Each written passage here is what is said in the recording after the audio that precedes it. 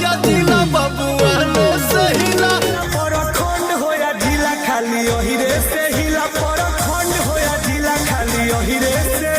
Hello नमस्कार दोस्तों, पवन सिंह ने फिर टुनटुन यादव का गाना चोरी करके गा दिया। पहले पवन सिंह के इस गाने को एक बार सुनिए। पवन सिंह का यह गाना सुनकर कुछ याद आया। यह गाना टुनटुन यादव ने बहुत दिन पहले गाया था। टुनटुन यादव के गाने का टाइटल था परखंड हो या जिला अहिराने से हीला। गानों को पवन सिंह ने चोरी करके फिर से गा दिया है, परखंड हो या जिला बबुआन से हीला। यह गाना टुनटुन यादव ने 1 साल पहले गाया था। टुनटुन यादव के गाने के बारे में बात की जाए तो इस गाने को टुनटुन यादव ने गाया था। इस गाने के राइटर थे सुनील सागर। पवन सिंह भोजपुरी के सबसे सुपरस्टार हैं। वह छोटे सिंगरों को गाना चुरा कर गाते हैं। वह पवन सिंह को शर्म नहीं आती। कोई छोटा सिंगर होता तो चल जाता है। अगर आपको यह वीडियो अच्छा लगा, वीडियो को लाइक और चैनल को सब्सक्राइब जरूर करें।